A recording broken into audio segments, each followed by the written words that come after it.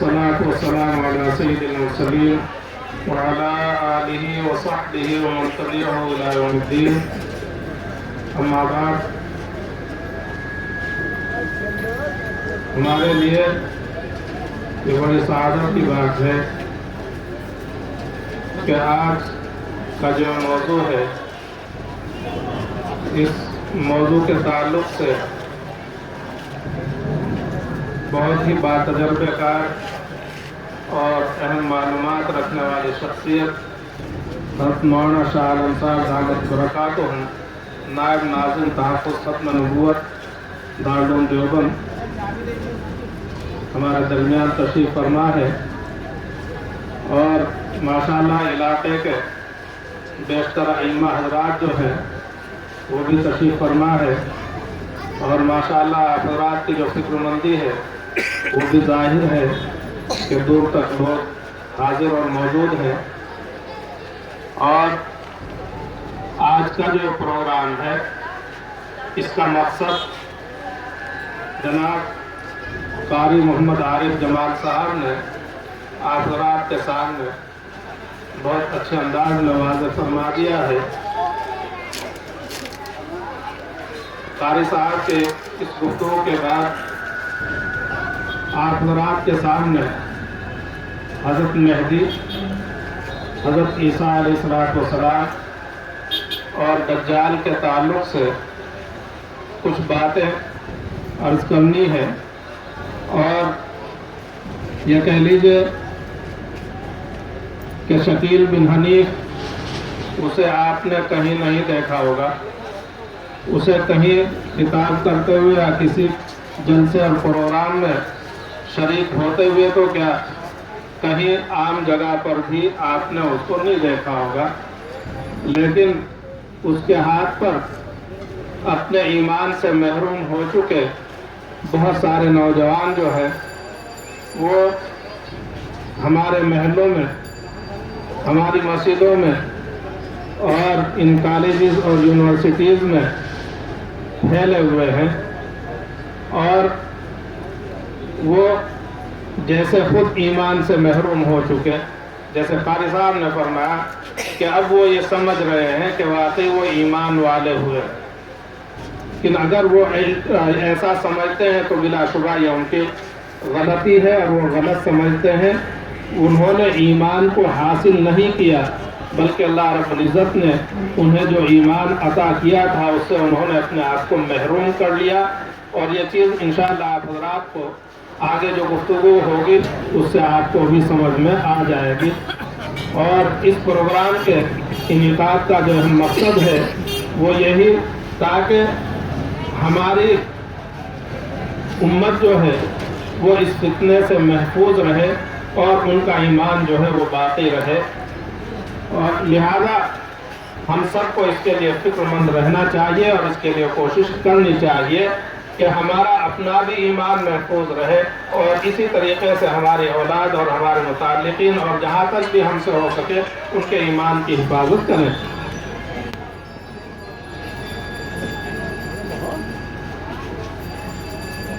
اب میں وہ احادیث جن کو حضور صلی اللہ علیہ وسلم نے حضرت مہدی، حضرت عیسیٰ علیہ السلام اور دجال کے تعلق سے ارشاد فرمائی ہے ان میں سے کچھ کو عرض کرتا ہوں اور آپ حضرات کے سامنے پیش کرتا ہوں. سے پہلے مسجد الحبیب کے امام صاحب پیچھے تشریف فرما ہے، ان سے گزارش ہے کہ وہ اسٹیج پر تشریف لے آئیں. اور بھی جو ائمہ حضرات پیچھے کہیں موجود ہوں اور ان کے اوپر ہماری نظر نہیں پڑ رہی ہے تو ان سے بھی یہ گزارش ہے کہ وہ اسٹیج پر تشریف لے آئیں. حضرات، حضرت مہدی کے تعلق سے حضور صلی اللہ علیہ وسلم نے ایک بات تو یہ فرمائی کہ ان کا نام میرے نام پر ہوگا اور ان کے والد کا نام میرے والد کے نام پر ہوگا. یعنی حضرت مہدی کا جو نام ہے وہ محمد ہوگا اور ان کے والد کا نام عبداللہ ہوگا. اور حضور صلی اللہ علیہ وسلم نے ان کے نسب کے تعلق سے یہ بات فرمائی کہ ان کا نسب حضرت فاطمہ رضی اللہ تعالیٰ عنہا سے ملے گا، اور حضرت علی رضی اللہ تعالیٰ عنہ نے فرمایا حضرت حسن رضی اللہ تعالیٰ عنہ کی طرف اشارہ کر کے کہ حضور اکرم صلی اللہ علیہ وسلم نے ان کے تعلق سے فرمایا کہ حضرت مہدی ان کی اولاد سے ہوں گے۔ تو حضور اکرم صلی اللہ علیہ وسلم کا نام، نسب، ان سب چیزوں کو بیان کرنا یہ اس لیے ہے تاکہ لوگوں کے سامنے یہ بات واضح رہے اور لوگوں کو معلوم رہے کہ جو مہدی ہوں گے ان کا نام یہی ہوگا، اور زمانہ کتنا بھی گزر جائے ان کا نسب نامہ محفوظ ہوگا۔ کتنا ہی لمبا زمانہ گزر جائے ان کا نسب نامہ ذہنوں سے نکل جائے اور لوگوں کو ان کا نسب نامہ معلوم نہ ہو، ایسا نہیں ہوگا۔ لہذا اب اگر کوئی بھی آدمی ایسا ہے کہ جس کے نسب نامے کی خبر نہیں ہے، وہ خود بھی اپنے نسب کو نہیں جانتا ہے، تو ایسی صورت میں یہ کہا جائے گا کہ یہ آدمی کیا ہے، یہ جھوٹا ہے۔ ورنہ اگر اس کی بات صحیح ہو تو پھر ایسی صورت میں حضور اکرم صلی اللہ علیہ وسلم کی بات نعوذ باللہ کیا ہوگی، جھوٹی ہوگی۔ اور اگر کوئی آدمی حضور اکرم صلی اللہ علیہ وسلم کی کسی کی بھی بات کو جھوٹی مانتا ہے تو ایسی صورت میں اس کا ایمان نہیں رہے گا۔ تو حضور اکرم صلی اللہ علیہ وسلم کا جو ارشاد اور فرمان ہے وہ اپنی جگہ پر صحیح ہے، اٹل ہے، اور اس کے خلاف جو کوئی بھی کچھ کہہ رہا ہے وہی کیا ہے، جھوٹ کہنے والا ہے، وہی گمراہ ہونے والا ہے، اور اپنی اس گمراہی کے ذریعے سے دوسروں کو گمراہ کرنے والا ہے۔ اور حضور اکرم صلی اللہ علیہ وسلم نے حضرت مہدی کے تعلق سے یہ بات بھی ارشاد فرمائی کہ حضرت مہدی ایک بادشاہ کے انتقال ہونے پر مدینہ منورہ سے مکہ مکرمہ کی طرف بھاگیں گے، اور یہ ہم آپ سب جانتے ہیں کہ جو بھی آدمی میقات سے مکہ کی طرف آتا ہے وہ وہاں پر احرام باندھتا ہے، احرام باندھنے کے بعد وہ عمرہ یا حج کرتا ہے، تبھی اس کا احرام کھلتا ہے۔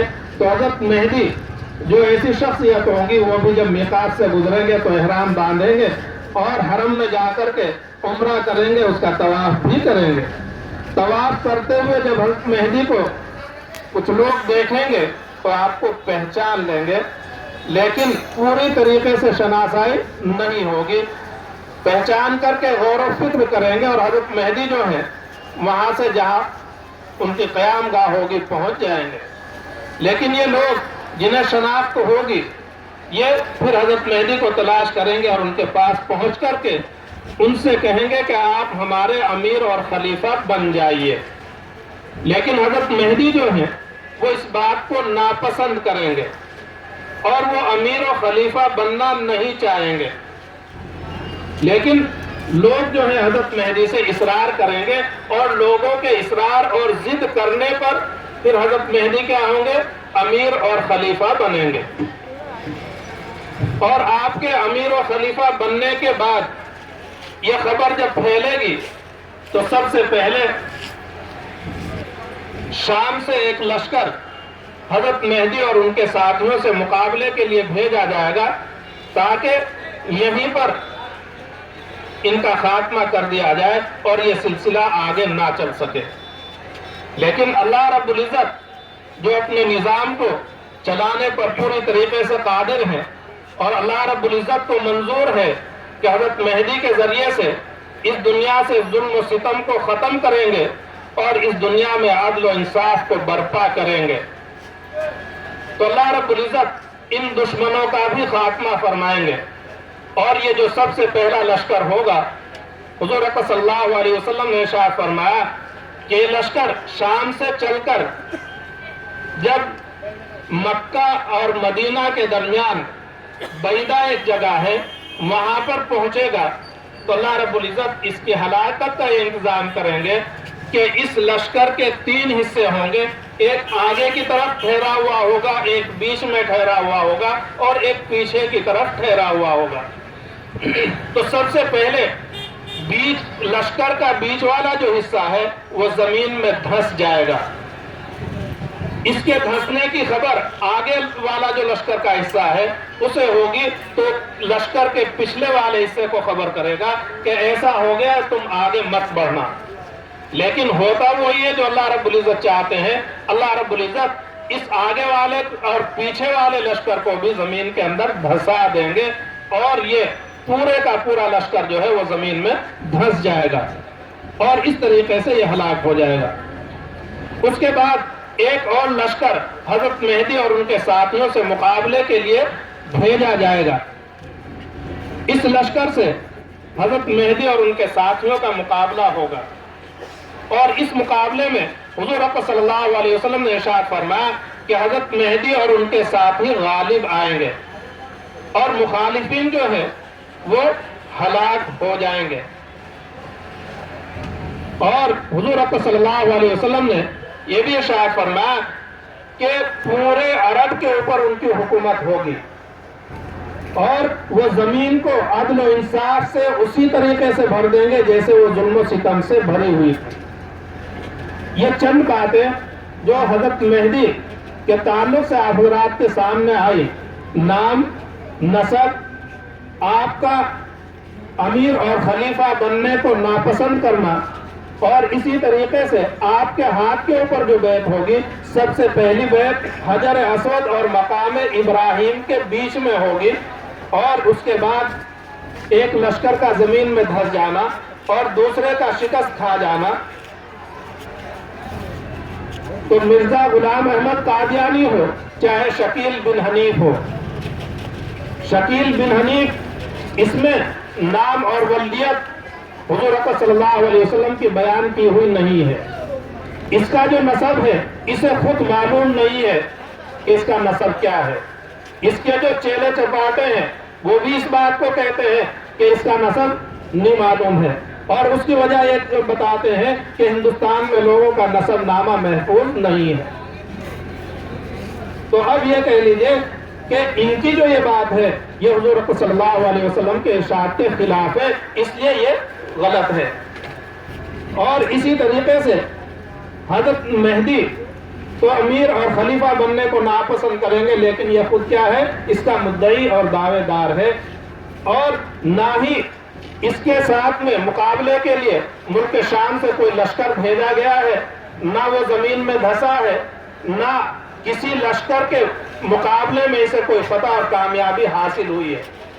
تو ان تمام چیزوں کے اعتبار سے بھی آپ حضرات سوچیں اور غور کریں تو یہ بات آسانی سے سمجھ میں آ جائے گی کہ شکیل بن حنیف جو اپنے مہدی ہونے کا دعویٰ کر رہا ہے وہ کیا ہے؟ جھوٹا ہے۔ وہ کیا ہے؟ جھوٹا ہے۔ اور اس نے دجال کے تعلق سے جو احادیث ہیں ان کی جو تعویلات غلط بیان کی ہے ان کو بھی آپ حضرات کے سامنے انشاءاللہ پیش کیا جائے گا۔ اور یہ کہہ لیجئے کہ حضرت مہدی اور حضرت عیسیٰ اور دجال یہ تینوں ایسے ہیں کہ تینوں کا زمانہ ایک ہوگا۔ ان میں سب سے پہلے حضرت مہدی آئیں گے، ان کے بعد دجال کا نکلنا ہوگا اور اس کے بعد حضرت عیسیٰ علیہ السلام کا نزول ہوگا اور اس میں بہت لمبا زمانہ نہیں ہوگا بلکہ تینوں کے ایک ساتھ ہونے میں تھوڑے ہی حضرت مہدی کے امیر اور خلیفہ بننے کے کچھ ہی عرصے کے بعد میں دجال کا نکلنا ہوگا اور اس کے بعد حضرت عیسیٰ علیہ السلام کا نزول ہوگا۔ جیسا کہ آپ کو ان احادیث کے ذریعے سے جو آپ کے سامنے عرض کی جائیں گی معلوم ہوگا۔ تو دجال کے تعلق سے حضور اقدس صلی اللہ علیہ وسلم نے جو تفصیلات بیان کی ہیں ان میں سے ایک حدیث یہ ہے جسے حضور اقدس صلی اللہ علیہ وسلم کے صحابی حضرت نواس ابن سمان رضی اللہ تعالیٰ عنہ نے نقل کیا ہے۔ انہوں نے کہا ذکر رسول اللہ صلی اللہ علیہ وسلم الدجال، حضور اقدس صلی اللہ علیہ وسلم نے دجال کا ذکر فرمایا، پھر فرمایا کہ اگر دجال ایسے وقت میں نکلا جب میں تمہارے بیچ موجود ہوں تو ایسی صورت میں اس سے مقابلے کے لیے میں کافی ہوں گا اور تمہیں اس سے مقابلے کی ضرورت نہیں ہوگی. اور اگر ایسے وقت میں نکلا کہ جب میں تمہارے بیچ موجود نہ ہوں تو پھر ایسی صورت میں اللہ تعالیٰ تمہارا مددگار ہوگا اور تم سورہ کہف کی ابتدائی آیتیں پڑھنا. یہ سورہ کہف کی ابتدائی آیتوں کا پڑھنا تمہارے لیے دجال کے فتنے سے حفاظت اور امان کا ذریعہ ہوگا.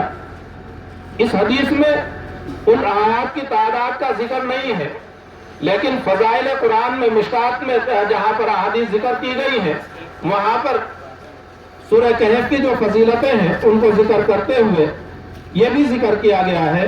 اور حضور صلی اللہ علیہ وسلم کے احادیث میں اس بات کا صراحت کے ساتھ میں ذکر ہے کہ سورہ کہف کی ابتدائی 10 آیتیں جو ہیں ان کا پڑھنا یہ دجال کے فتنے سے حفاظت اور امان کا ذریعہ ہوگا. اس کے بعد حضور صلی اللہ علیہ وسلم نے دجال کے حلیے کو بیان کرتے ہوئے ارشاد فرمایا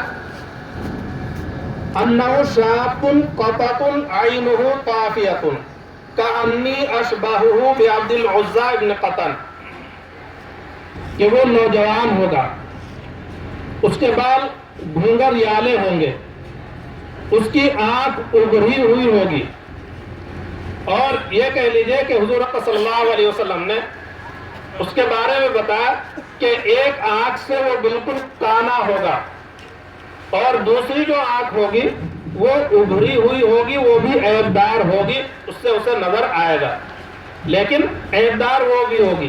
اس طرح سے اس کی دونوں آنکھیں کیا ہے؟ عیبدار ہوں گی.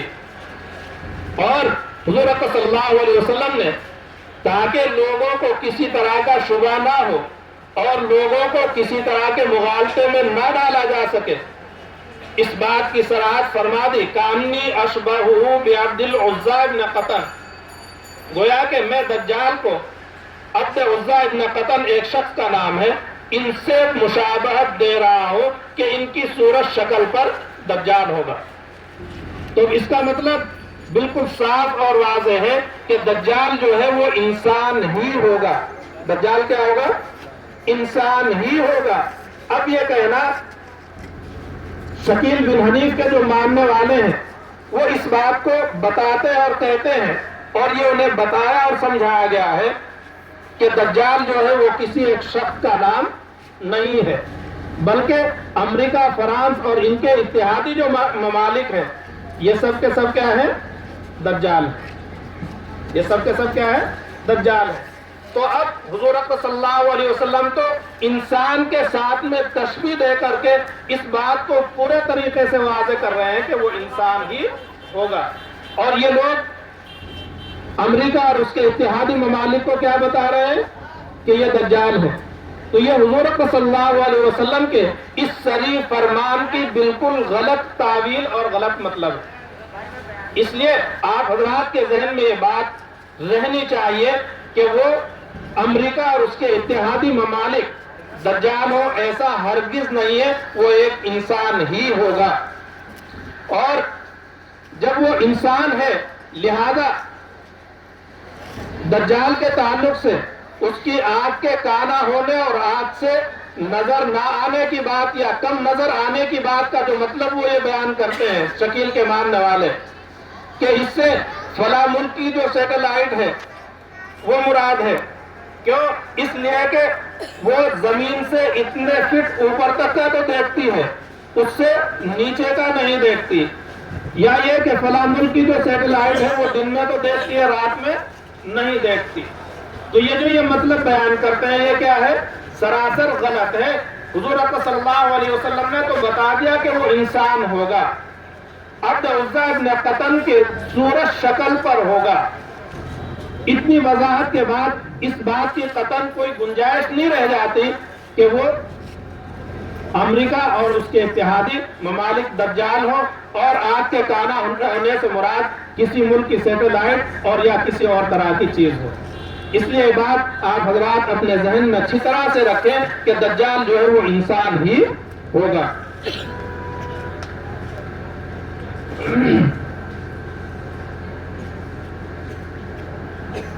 حضور اکرم صلی اللہ علیہ وسلم نے اس کے نکلنے کی جو جگہ ہے اس کو بیان فرمایا انہ خارج خلتم بین الشام والعراق، کہ شام اور عراق کے بیچ کا جو راستہ ہے وہاں سے دجال نکلے گا، اور نکلنے کے بعد فعاصی یمینا وعاصی شمالا، کہ وہ دائیں بائیں فساد پھیلاتا ہوا پھرے گا۔ یا عباد اللہ فاثبتوا، اللہ کے بندو اس وقت ثابت قدم رہنا، جمے رہنا، اس کے دھوکے میں مت آ جانا۔ کیوں؟ اس لیے کہ اس کے ساتھ میں اللہ رب العزت نے ایسے کرشمے دیے ہوں گے کہ ان کرشمات کو دیکھ کر کے لوگ جو ہے دھوکہ کھا سکتے ہیں۔ اس لیے حضور اکرم صلی اللہ علیہ وسلم نے پہلے ہی آگاہ فرما دیا فاثبتوا، تم ثابت قدم رہنا، جمے رہنا، اس کے دھوکے میں مت آ جانا۔ اس کے کرشمے کیسے کیسے ہوں گے ان میں سے کچھ مثالیں آگے آ رہی ہیں۔ قلنا یا رسول اللہ، صحابہ نے عرض کیا اللہ کے رسول صلی اللہ علیہ وسلم وما لبثه فی الارض، آپ یہ بتا دیجئے زمین میں وہ کتنے دن ٹھہرے گا نکلنے کے بعد؟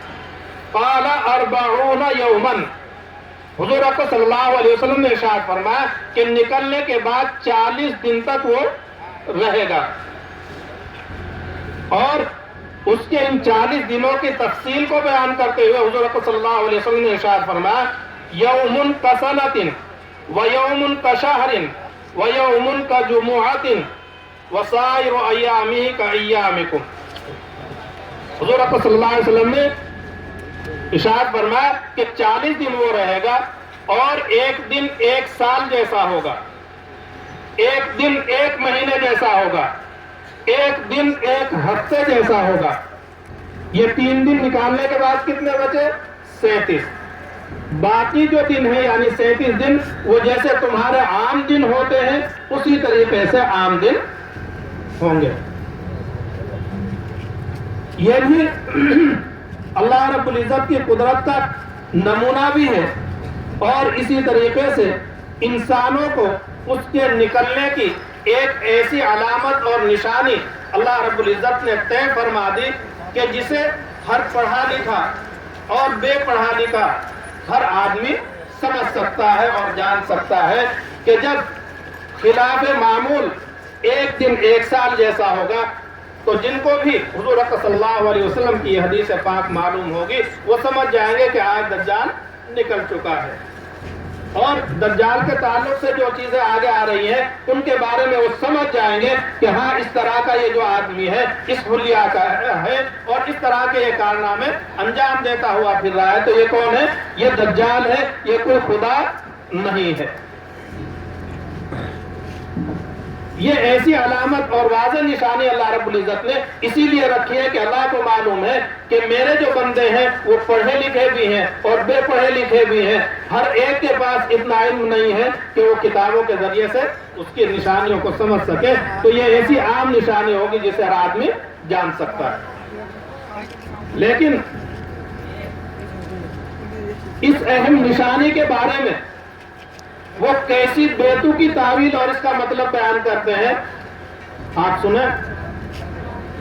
اس کے جو یہ چہرے چپاٹے گھوم رہے ہیں ان میں سے ایک نے یہ بات بتائی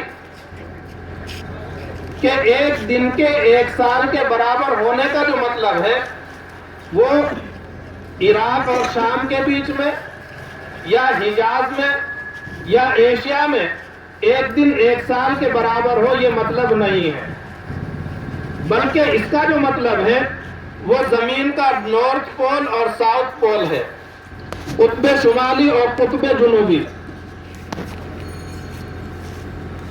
اب یہ جو دونوں حصے ہیں زمین کے، وہاں پر ایک دن ایک سال کا ہوتا ہے، یعنی 6 مہینے دن اور 6 مہینے رات رہتی ہے۔ لیکن یہ جو بات ہے یہ ہم آپ سب جانتے ہیں کہ جس دن دجال نکلے گا اس دن ایسا ہو یہ نہیں ہے، بلکہ وہاں پر 6 مہینے کا دن اور 6 مہینے کی رات کو جب سے ہے، جب سے اللہ رب العزت نے یہ دن اور رات کا نظام بنایا ہے۔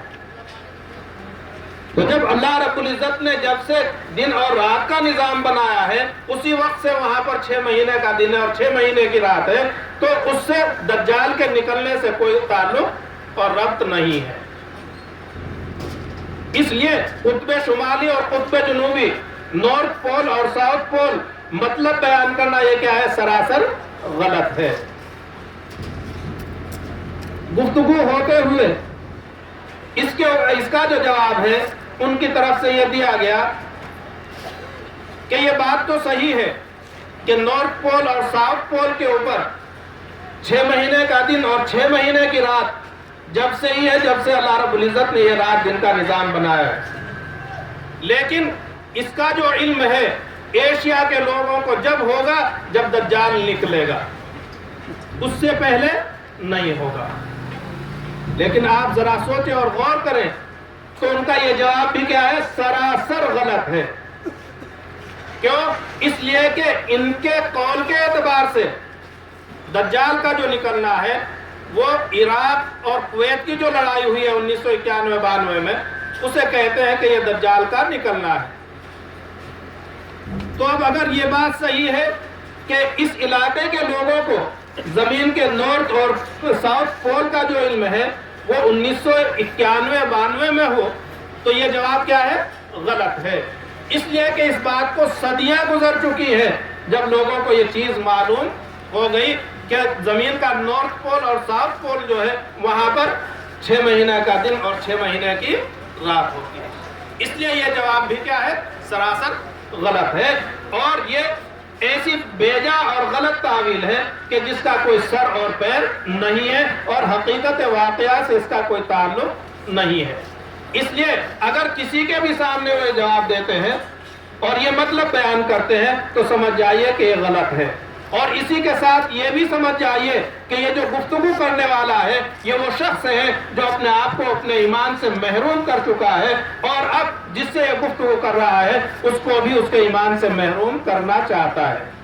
اس لیے اسی وقت اس سے کہہ دیجئے کہ بھائی میں آپ کی بات تو سنوں گا، آپ کی بات سننے سے مجھے انکار نہیں ہے، لیکن میری آپ ایک بات مان لیں۔ میری کیا کریں؟ میری آپ ایک بات مان لیں، اور وہ یہ ہے کہ میں اپنے ساتھ کسی ایک شخص کو لے کر کے آؤں گا، تب آپ کو جو سنانا ہو دل کھول کر کے سنائیے گا۔ وہ کون ہوگا؟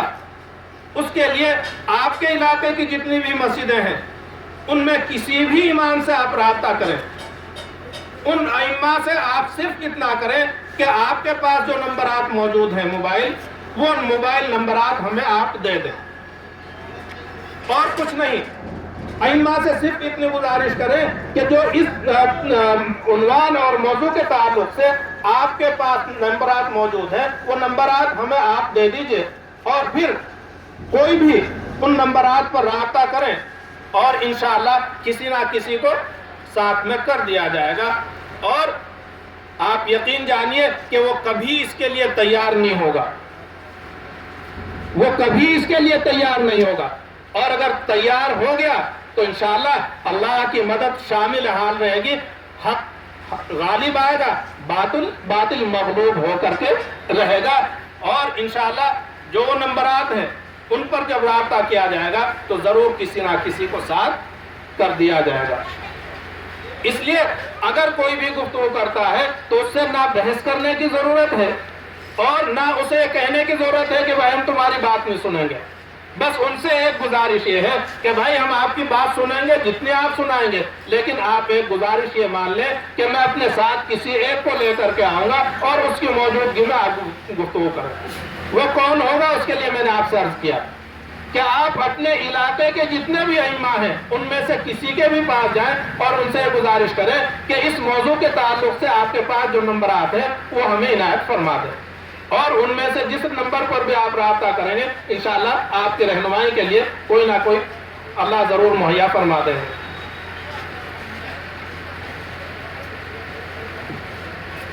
قلنا یا رسول اللہ فذلک اليوم الذی کسنۃ ایکفینا فیہ صلاۃ یوم قال لا اقدروا له قدرہ، اور یہ جو ایک دن ہے یہ اسی علاقے میں ایک سال کے برابر ہوگا، اس حقیقت کو حضور اکرم صلی اللہ علیہ وسلم نے صحابہ کے اس استفسار پر واضح فرما دیا.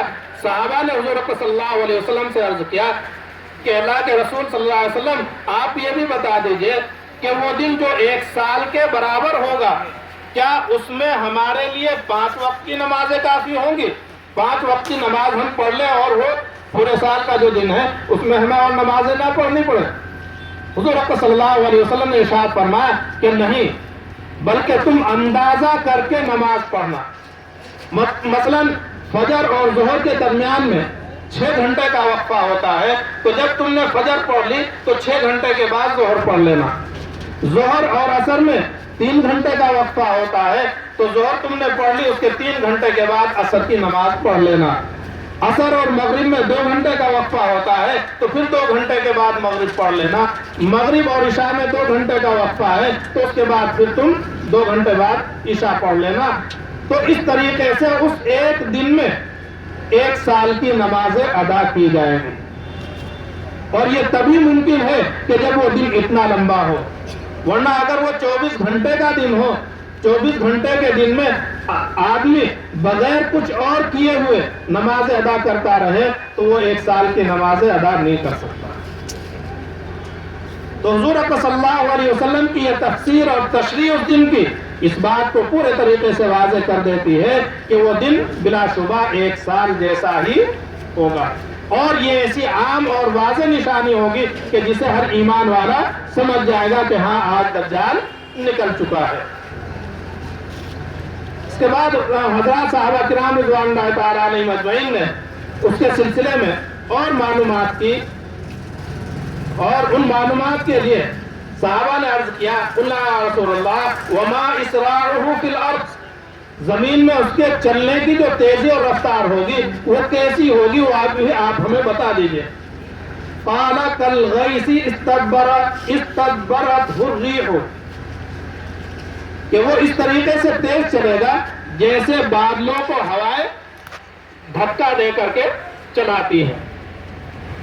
فَيَأْتِي عَلَى الْقَوْمِ، اب اس کے کارنامے کیسے ہوں گے ان کے تعلق سے ارشاد ہے فَيَأْتِي عَلَى الْقَوْمِ فَيَدْعُوهُمْ فَيُؤْمِنُونَ بِهِ، کہ دجال ایک قوم کے پاس پہنچے گا اور پہنچ کر کے انہیں اپنے رب ہونے کی دعوت دے گا کہ میں تمہارا رب ہوں، میں تمہارا اللہ ہوں.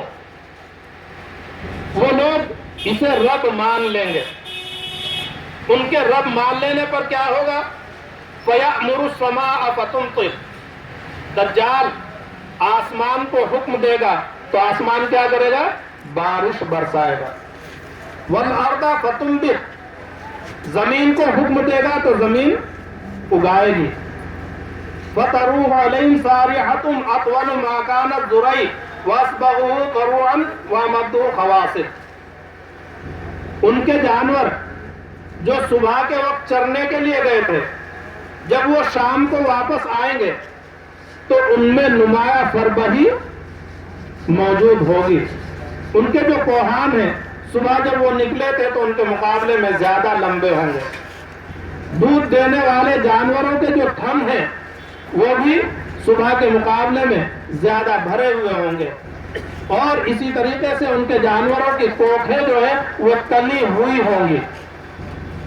یہ نمایاں فرق ہوگا کہیں میں.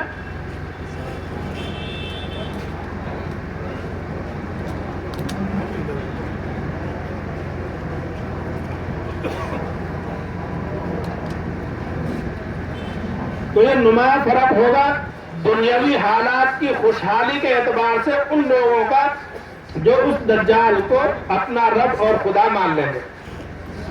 اس کے مقابلے میں جو رب نہیں مانیں گے ان کے ساتھ میں کیا حال ہوگا اسے حضور صلی اللہ علیہ وسلم نے آگے ارشاد فرمایا ثم یأتی القوم فیدعوہم فیردونہ علیہ، پھر دوسری قوم کے پاس پہنچے گا اور انہیں بھی وہ اپنے رب ہونے کی دعوت دے گا لیکن وہ اس کی بات نہیں مانیں گے اور اس کی بات کو رد کر دیں گے. فینصرف عنہم، اور یہ ان کے پاس سے چلا جائے گا. ان کے ساتھ کس طرح کے حالات پیش آئیں گے؟ حضور صلی اللہ علیہ وسلم نے ارشاد فرمایا وَيُصْبِحُونَ مُنْحِلِينَ لَيْسَ بِأَيْدِهِمْ شَيْءٌ مِّنْ أَمْوَالِهِمْ، کہ ان کے پاس سے جب یہ دجال چلا جائے گا تو یہ قحط میں مبتلا ہو جائیں گے اور ان کے پاس جو کچھ اپنا تھا وہ بھی ان کے پاس موجود نہیں رہے گا. تنگ دستی، فقر، فاقے اور تنگی کے جو حالات ہیں وہ ان کے اوپر آ جائیں گے. اور اس کے کارناموں میں سے ایک کارنامہ یہ ہوگا وَيَمُرُّ بِالْخَرِيبَةِ کہ دجال جو ہے ایک بالکل ویران اور بنجر بیکار پڑی ہوئی زمین کے اوپر سے گزرے گا.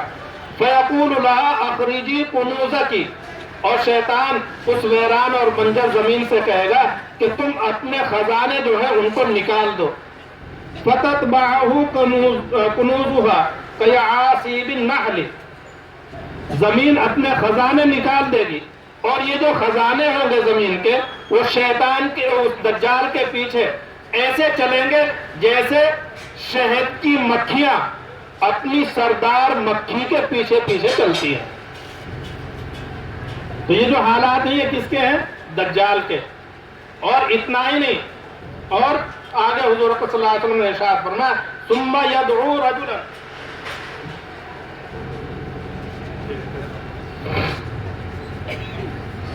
ثم يدعو رجلا ممتليا شبابا پھر دجال ایک نوجوان کو بلائے گا فيضربه بالسيف اور اسے تلوار سے مارے گا فيقطعه جزلتين رمية الغرض ثم يدعوه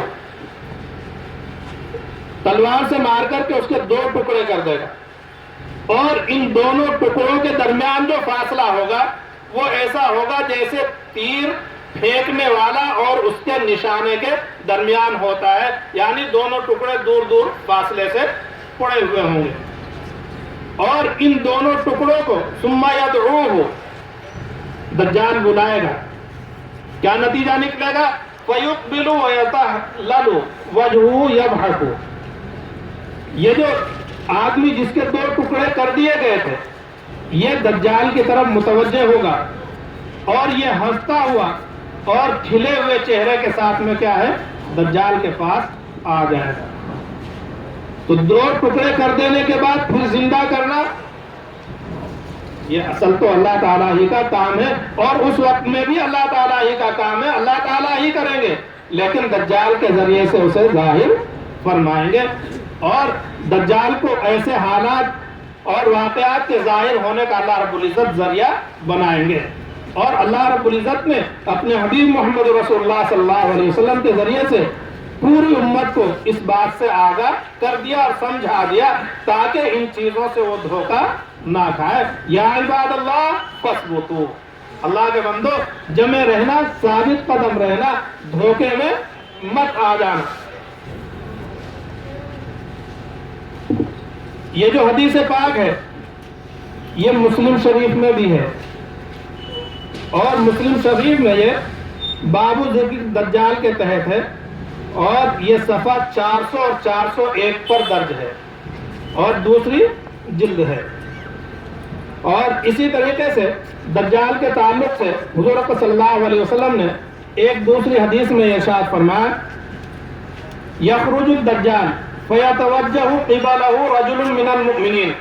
یہ جو حدیث ہے یہ بھی آپ حضرات غور سے سماعت فرمائیں اور اس کا جو وہ غلط مطلب بیان کرتے ہیں اس کو بھی انشاءاللہ عرض کیا جائے گا اور اس کا جو جواب ہے وہ میں نہ بھی دوں تب بھی آپ حضرات سمجھ لیں گے کہ یہ کس قدر بیتوں کی تعویل ہے.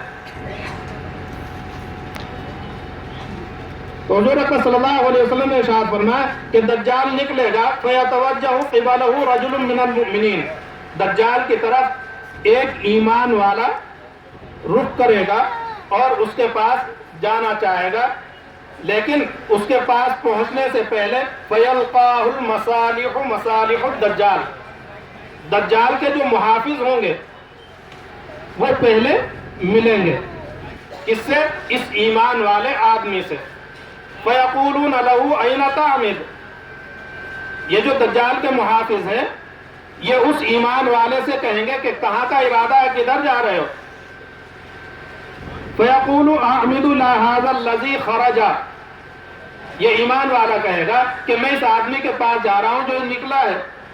قال فیقولون له اوما تؤمن بربنا، تو یہ جو دجال کے محافظ ہوں گے وہ اس ایمان والے سے کہیں گے کیا تم ہمارے رب یعنی دجال پر ایمان نہیں رکھتے ہو؟ فیقول ما بربنا خفاء، یہ ایمان والا کہے گا کہ ہمارا رب جو ہے وہ کوئی چھپی ہوئی چیز نہیں ہے، اسے سمجھانے اور بتانے کی ضرورت نہیں ہے، میں تو اپنے رب کو مانتا ہوں، تمہارے بتانے کی ضرورت نہیں ہے۔ فیقولون اقتلوا، تو یہ جو دجال کے محافظ ہیں یہ کہیں گے کہ اس آدمی کو جو ہمارے رب کو رب نہیں مانتا ہے اسے قتل کر دو۔ لیکن اقدام قتل سے پہلے ہی فیقول بعضهم لبعض الیس قد نہاکم ربکم ان تقتلوا احدا دونہ، یہ آپس میں ایک دوسرے سے کہیں گے کہ ہمارے رب یعنی نعوذ باللہ دجال نے کیا تمہیں یہ ہدایت نہیں کر رکھی ہے کہ اس کی اجازت اور حکم کے بغیر تم کسی کو قتل نہ کرنا؟ تو اس کے بعد یہ قتل کرنے سے رک جائیں گے۔ فَيَنْطَلِقُونَهُ بِهِ إِلَى الدَّجَّالِ، اور یہ دجال کے محافظ اس ایمان والے کو دجال کے پاس لے جائیں گے۔ فَإِذَا رَآهُ الْمُؤْمِنُ قَالَ يَا أَيُّهَا النَّاسُ هَٰذَا الدَّجَّالُ الَّذِي ذَكَرَ رَسُولُ اللَّهِ صلی اللہ علیہ وسلم، یہ ایمان والا جیسے ہی دجال کو دیکھے گا تو دیکھ کر کے کہے گا کہ یہ تو دجال ہے، اور وہ دجال ہے جس کا ذکر حضور صلی اللہ علیہ وسلم نے فرمایا ہے۔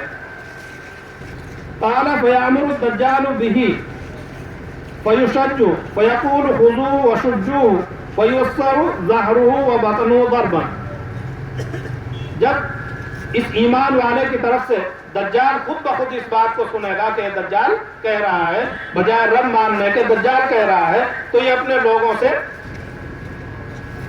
اس ایمان والے کے ساتھ میں زیادتی اور تشدد اختیار کرنے کے لیے کہے گا۔ تو دجال کے اس کہنے پر اس کے جو یہ محافظ ہوں گے اور اس کے جو ساتھی ہوں گے وہ اس ایمان والے آدمی کو زمین پر لٹا دیں گے اور اس کے پیٹ اور پیٹھ کو اس بری طریقے سے ماریں گے اور اس کی پٹائی کریں گے کہ پلپلا ہو جائے گا۔ وَيَقُولُ أَوَمَا تُؤْمِنُ، اور اس کے بعد دجال پھر اس ایمان والے سے کہے گا کہ کیا تم مجھ پر ایمان نہیں لاتا ہے؟ قَالَ فَيَقُولُ أَنْتَ الْمَسِيحُ الْكَذَّابُ، اس کے بعد بھی وہ ایمان والا کہے گا کہ تو جھوٹا دجال ہے، تو رب نہیں ہے۔ قَالَ فَيُؤْمَرُ بِهِ فَيُوشَرُ بِالْمِيشَارِ مِن مِّرْفَقِهِ حَتَّى يُفَرَّقُ بَيْنَ رِجْلَيْهِ، اس کے بعد دجال جو ہے وہ حکم دے گا اور اس کے حکم کی تعمیل کی جائے گی، اور اس تعمیل میں اس ایمان والے کے سر کے اوپر آرا رکھ کر کے چلایا جائے گا اور نیچے تک چلا کر کے کاٹ کر کے اس آدمی کے اس ایمان والے کے 2 ٹکڑے کر دیے جائیں گے، اور یہ 2 ٹکڑے کیے جانے کے بعد حتی یفرق بین رجلین،